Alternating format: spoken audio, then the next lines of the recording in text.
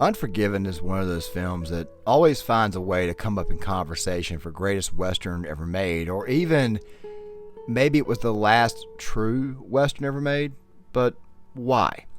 Well, that's what we're going to be discussing in this video, but I feel it's a little bit more of a generalization when people say that it deconstructs the Western. I think a better description would be that it demystifies the legends of the West, as in the legendary figures from the Old West, and of course some of these figures are in American history, but it often finds its way in being at the top of the list of Eastwood's films.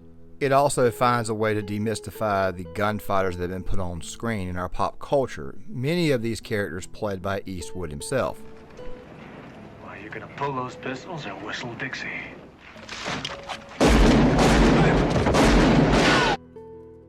We'll come back to Eastwood in a second, but Eastwood was not supposed to be the director of this film. He was not the first one considered. As a matter of fact, the script landed on the desk of Francis Ford Coppola, who actually wanted to cast John Malkovich as William Munny, the character that Clint Eastwood would play himself. And what ended up happening was that Francis Ford Coppola could not come up with the funds to get the film off the ground. So ultimately, Eastwood and his production company, Malpaso, eventually got a hold of it, and well, here we are. But this video is not designed to talk about the filming process. It's designed to talk about how it is that this film demystifies the legends of the West. And it does this through its characters. But before we talk about those characters and get on to the video, I want you guys to ask yourself a quick question.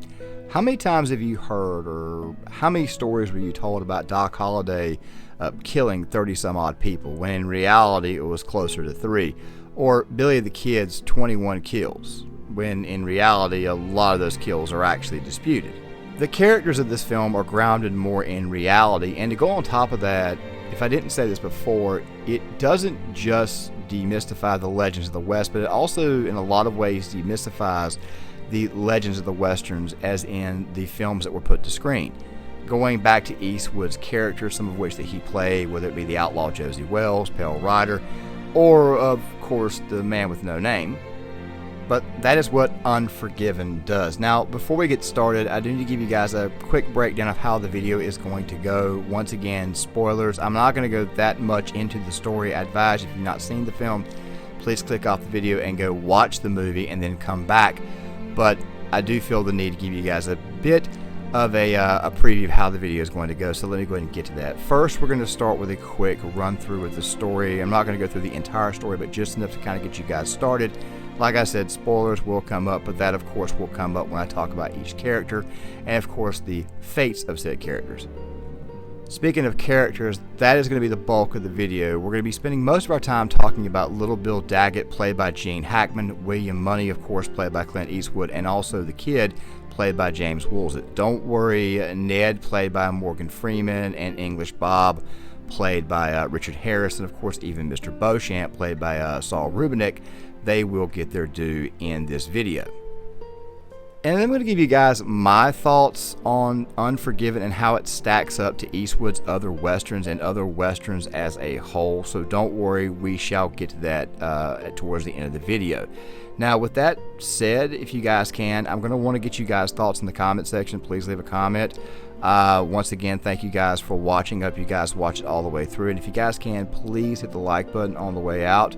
And that would be so very, very well appreciated. And let's get started. Let's talk about Unforgiven. So the story begins with two cattle rustlers roughing up a prostitute inside of a brothel. And these girls are really upset about this. I mean, it is a pretty big deal. They cut the girl up. And they're relying on the sheriff, Little Bill Daggett, to, well, do some form of punishment, but instead he opts for something much, much lighter. He basically lets the boys go and say, bring us some ponies, but yeah, not exactly something that's the proper amount of justice in this case. However, this of course angers the other prostitutes, who decide to put a bounty on the two, and this right here is where we enter William Munny, who is a retired bounty hunter and killer living out on a farm with his two kids. And while Will is definitely struggling to keep things together at home, he is ultimately approached by the Schofield Kid. The Schofield Kid is one of the characters that we'll be talking about because of the fact that he is such a blowhard, but more on that a little bit later. He ultimately tries to play down Will's legacy while trying to play up his own legacy. It's actually quite cringe at times, but still, the point is, he pitches the offer to go and get these two cattle rustlers, these two boys, these guys who decide to cut this prostitute up. And from here, Will looks at this situation and says, you know what, I think I'm going to go on the journey and try to get the money. Of course, he has to go pick up his buddy, former partner Ned Logan, and from here our story kicks off. Now, guys, there's a lot more to the story, but as I had said before, if you have not seen this film, go see it. Yes, there are spoilers in this video, and the film gets mostly spoiled in this video through the actions of the characters itself. Still, if you have not seen the film, I advise you guys go check out the movie. I'm giving only enough of the story away to kind of get you guys started. Still, that brings us to the first character of the story that we need to discuss, and that character is Little Bill Daggett. The character of Little Bill Daggett, he is supposed to be the typical hero type. He's a lawman, he's supposed to be doing the right thing, but really when you examine his character, you see that he's really just a big fish in a little pond. Oftentimes likes to overcompensate. There are several scenes where he does this. Don't worry, we'll go through a few of these in a second. Yet at the exact same time, he's sort of the character that sort of demystifies the legends around the West, especially when we get to the character of English Bob. We'll get there momentarily. But the thing about Little Bill is that you find out that he's also a man full of insecurities. Take, for example, the fact that he's not a very good carpenter. Where's Little Bill, for Christ's sake? Building his damn porch. Building his porch. Building his porch. You seen that thing? You know, he don't have a straight angle in that whole goddamn porch. Or the whole house, for that matter. He is the worst damn carpenter. Christ, maybe he's tough, but he sure ain't no carpenter. Sheriff, I just... Yeah, Dan. Well, they don't have any more receptacles. Yeah, maybe you should just hang the carpenter.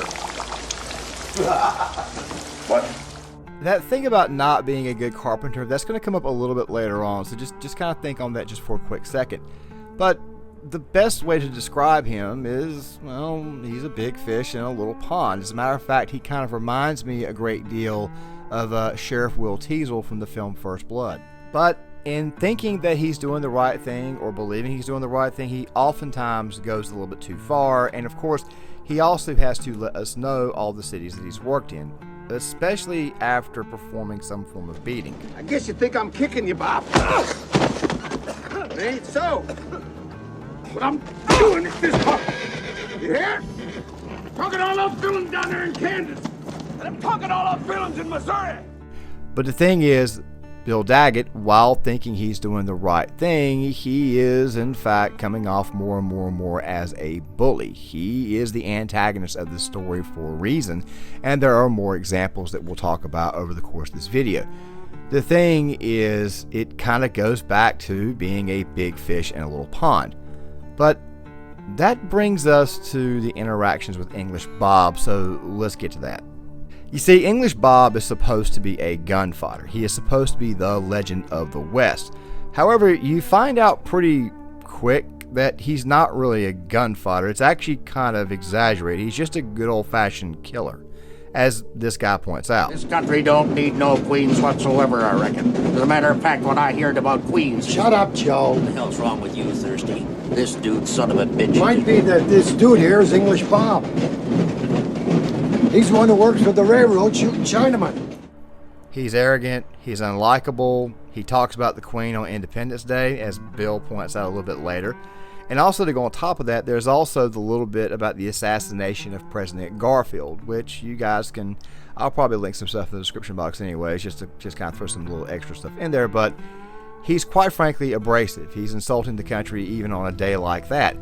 And it's really easy to not like someone like Bob. However, it's also easy to feel sorry for Bob when him and Bill cross paths. So this entire sequence is actually kind of uncomfortable to watch if you're somebody who's not used to any form of violence in film. I don't think I need to explain the entire interaction for you guys are actually seeing it in the B-roll footage, but there's an ordinance in town. You're not allowed to have your gun on you, and of course Bob does not want to play by the rules, so ultimately Bill shows up with his deputies, and what do? Well, they arrest, they apprehend Bob, and of course you see Bill get upset and decide to impose his will on English Bob, and of course that leads to a pretty big time beating on the poor Englishman. But To me, it's after Bob is apprehended and thrown into the jail cell where I think you begin to see the positive aspects of Bill, which are he does have this tendency to expose the lie. So let's talk about that. One of the supporting characters of this film is Mr. Beauchamp. He's the biographer for English Bob, and he embellishes a lot of Bob's stories. By the way, Bob, of course, is telling Mr. Beauchamp exactly what he did in his past. Gunfights, brawls, certain crimes, all that type of stuff. And of course there's some type of dramatization and romanticization of these acts. And little Bill picks up on this. I mean, look at the book. It's spelled the Duke of Death, but yet Bill calls it the Duck of Death. Well, that is you there, Bob, on the cover. The Duck of Death. Well, one of these stories involves another gunfighter named Two Gun Corkum. Now, I would play the whole bit for you, but I have to obviously provide some commentary while Bill is telling the story. So basically what's happened here is that Bob has exaggerated how it is that he killed Two Gun Corkum, and little Bill kind of debunks the story. I'll play some of it for you. Consider that to be an accurate depiction of the events, albeit, all right, there is a certain poetry to the language which I couldn't resist. Mr. Beauchamp, I was in the Blue Bottle Saloon in Wichita the night that English Bob killed Corky Corcoran. I didn't see you there. No woman, no two-gun shooters. There's none of this. First off, Corky never carried two guns. Though he should have. Now, he was called Two-Gun Corcoran. Yeah, well, a lot of folks did call him two gun. But that wasn't because he was sporting two pistols. That was because he had a dick that was so big, it was longer than the barrel on that Walker Colt that he carried. And the only insulting he ever did was stick that thing of his into this French lady that English Bob here was kind of sweet on. Now, I only played a couple of seconds there. The entire story about Two Gun Corcoran is actually quite funny and insightful to hear, but I'll link the full clip in the description. But basically what happens is that the story that Bob has given Mr. Beauchamp is, for the most part, a load of crap. What happened is that Bob spotted Two Gun Corcoran after Corcoran had, messed around with a girl that Bob was sweet on, and he just opened fire on him. That's basically how the story is told. And eventually the fight gets to a point to where Two Gun Corkum's gun, it fails him, actually blows up in his hand. Meantime, Bob here, he's aiming real good, and he squeezes off another. But he misses, because he's still so damn drunk, and he hits this $1,000 mirror up into the bar. But now, the Duck of Death is as good as dead, because Corky does it right. He aims real careful. No hurry. And BAM! The Walker Colt blew up in his hand. And as Bill is indicating right there, he just straight up shoots, he basically shoots Corkum dead right there on the spot when Corkum can't defend himself. Shot him right through the liver.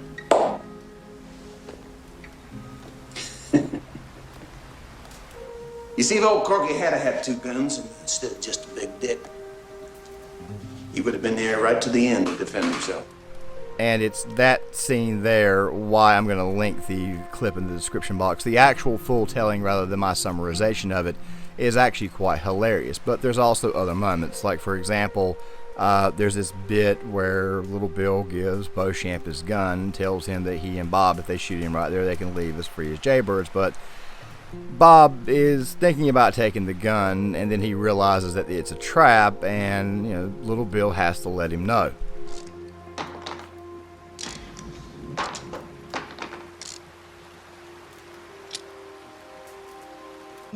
You're right not to take it, Bob. I would have killed you. Bill's not any different than the criminals that he apparently goes after. He's just as slimy as the rest. But the story, in a lot of ways, demystifies the gunfighter and also the integrity of the lawman. And that's what Bill is supposed to represent, is the latter, the integrity of the lawman. And of course, you see there's not really any integrity there. For the most part, he's weak. He's also spineless. You see that at the very beginning of the film with the two rustlers. He didn't really punish them. He basically gave them an out. Now, there were reasons for this, but I don't think it was enough to justify just letting the two boys go. I understand it's a prostitute, but still, it's a human being that they cut up. Just saying. But that brings us to the Schofield kid, so let's get to the Schofield kid. I'm a damn killer myself, except I ain't killed as many as you because of my youth. Schofield kid, that's what they call me. From the very beginning, the moment that we meet the Schofield kid, we see that the Schofield kid is disrespectful, he plays himself up, he's a great big giant blowhard. And I think that the scenes where it's mostly shown that he's basically full of shit are in the scenes with Ned. So here's the thing about Ned. Ned has been riding with Will for a long time. He's participated in many of the killings, many of the hunts, many of the bounties. Ned's a badass himself. He knows what badasses look like, and you can tell by the expressions that Ned has on his face, his reactions to the kid, that he knows that the kid is in fact full of crap. Let me just play some of these for you. What's that now? I seen two fellas following me. My guess is you come kill me. We never talked. See that hawk up there? I could hit that hawk with one shot. Hell, I could hit it too, Ned. If I didn't mind wasting a shot. There ain't no hawk, kid.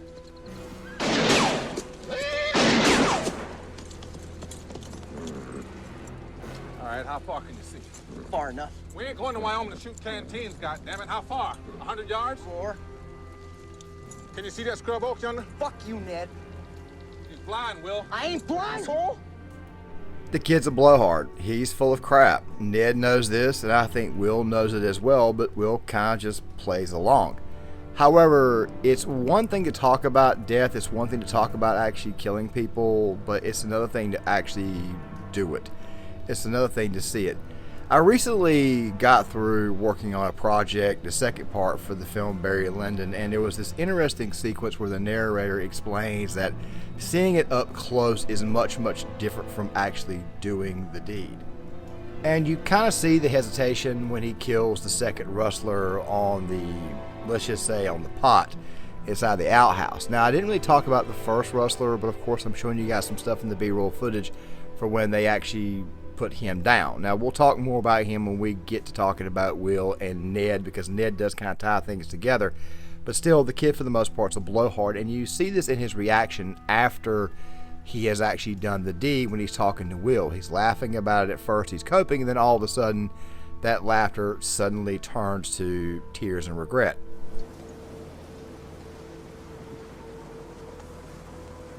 Take a drink, kid.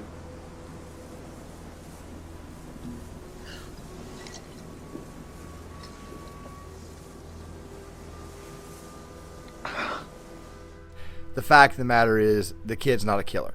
The kid knows he's not a killer, but he plays up like he's some type of great giant gunfighter, this real badass, when in reality he's obviously not. But speaking of that, let's go ahead and talk about the true badass, and that there, of course, being Will Munny. Take away all he's got, and all he's ever gonna have. Will, as stated at the beginning of the video, is a retired bounty hunter and killer. He is living out on the lam with his 2 children. His wife, Claudia, who's mentioned at the very beginning, via the text, of course, that the film opens with, she has died of fever, and Will is out here being a farmer, which is something he's not exactly good at.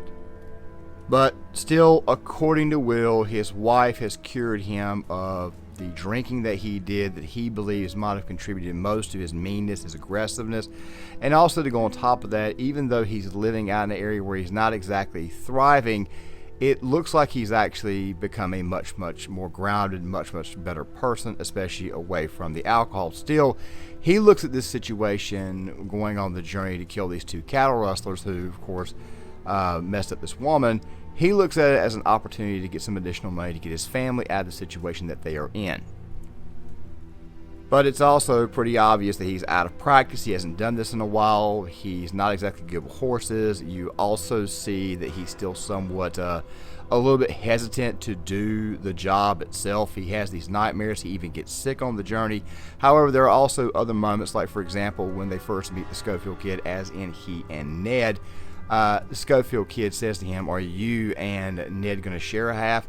And Will says, "No, that's not the deal. You don't get me without my partner," showing you that for the most part, Will is a stand-up guy. But he also, as I said before, also gets sick along the way, and he even has moments of regret. Like, for example, there's this bit where he brings up a guy that he had killed by the name of William Hendershock, and how it is that he had had a very bad dream about the man. It's almost like Will feels like there is some judgment coming.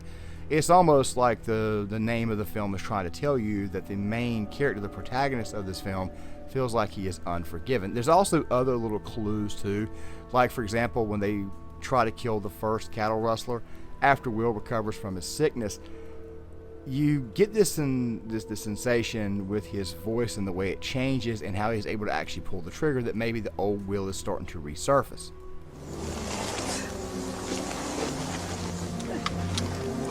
Here, reload this. You missed him. I got him. Shot me once, please. Give him a drink of water, god damn it. There's even a little pause there, like Will has to kind of think about what it is that he did, because earlier he had been sick. This, of course, was right after they arrived in town, and Will was whipped by Little Bill, who once again does what Little Bill does, beats up on a guy, and then goes on and on and on about the towns that he worked. More on that towards the end of the video, because there's going to be a bit of a tying up section here. But the thing is this here. There's little moments where you can kind of see where the old Will is trying to reappear. For example, there's even shots of Eastwood where you only see half of his face, as in like the actual light, and then of course there's also bits and pieces of darkness as well. You even see this at the very beginning on the farm in one of the very first shots of the film. The point is, there is a beast inside the man and it's waiting to awaken. And that opportunity comes after Will and the kid find out that Little Bill has taken in Ned and beaten him to death. Them whores are gonna tell different lies than you. And when their lies ain't the same as your lies, well, I ain't gonna hurt no more. Dead. He went south yesterday. He ain't dead. They killed him. I thought you knew that. Nobody killed Ned. He didn't kill anyone. He went south yesterday. Why would anybody kill Ned? The beast inside of him is starting to remanifest, is starting to come out. He even takes a drink, which is something he was very adamant about throughout the film, that he had been cured of by his late wife. This aspect of Will's personality is starting to come back, and it helps motivate him to go finish off Bill and his deputies. Now, I would love to show you guys this gunfight in full, seeing how it is that you're only seeing muted bits and pieces of it with background music, because obviously I can't play the full clip or show it without a copyright claim that would be so bad that even I cannot surpass. But you get the impression from this fight that a gunfight like this, unlike other gunfights in other westerns, this one feels real. There's even this moment where Will's shotgun jams, and not only does the shotgun jam, but he's forced to throw his shotgun at the opposition, and he does in fact proceed to gun down the rest of Bill's deputies. But it's not like he gunned down 20 some odd people. It looks like maybe 5 or 6, and of course there's also that guy that he shot on the way out the door.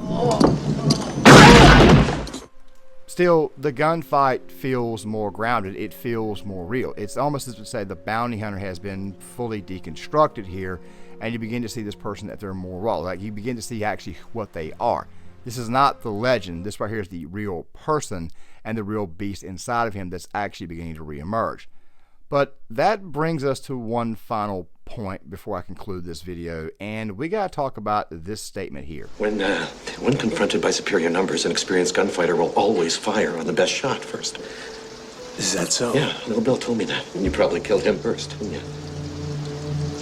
I was lucky in the order. But I've always been lucky when it comes to killing folks. And so, who was next? It was Clyde, right? He must have killed Clyde. Well, could have been Deputy Andy, wasn't he? All I can tell you is who's going to be last. Some of you guys might have thought that I would have been talking about the scene where Little Bill basically talks about how it is that he does not deserve this, which of course is a statement in itself. However, I think the little bit that you guys saw right there is the actual true statement, the real message behind the film. Let me explain.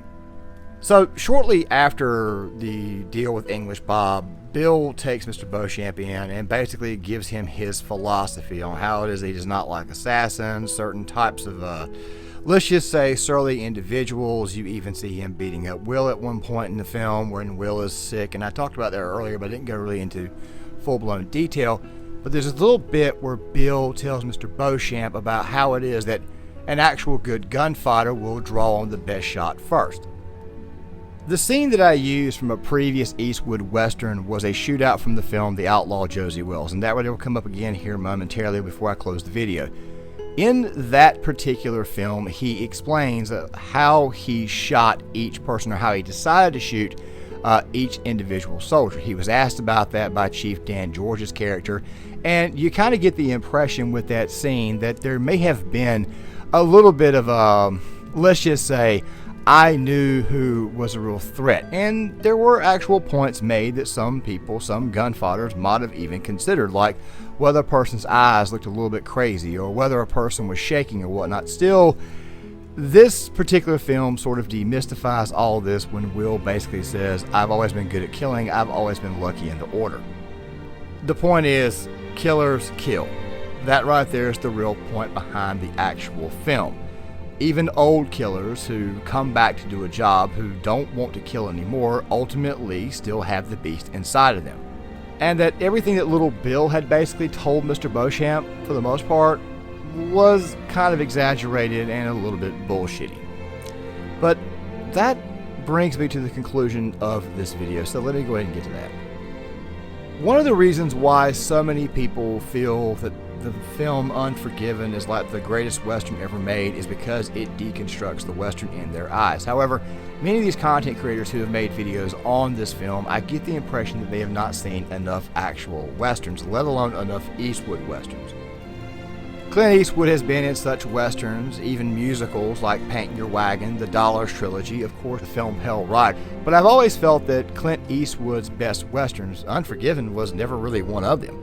It was for the most part his last Western, or at least it was for a while. You might classify the film Cry Macho as his final Western, but I've always felt that Clint Eastwood's best Western, at least his best two in my opinion, I can't really choose between High Plains Drifter and Hang 'em High. The Outlaw Josie Wells is definitely one of my favorite Eastwood films, and it looks a lot like a Western, but in reality it's really a post-Civil War piece. The point is, Unforgiven was not Eastwood's best Western. It's not even really the best Western ever made. That topic is going to get debated. I mean, I'll put it this way here. The debate over that particular film that one might think is the greatest Western of all time, that is a debate that will continue to rage. But that debate will always continue to rage. But great film Unforgiven is, and it has a great message, while at the exact same time it does a great job of demystifying the legends of the West. Not just the legends of the Western in film, but the Old West itself. But you guys give me your thoughts in the comment section. I would love to hear what you guys have got to say. If you guys can, please hit the like button. And like I said before, please leave a comment. I want to get you guys' thoughts on the video essay and the film as well. If you stuck around to this point, thank you guys for watching, and I'll see you guys later.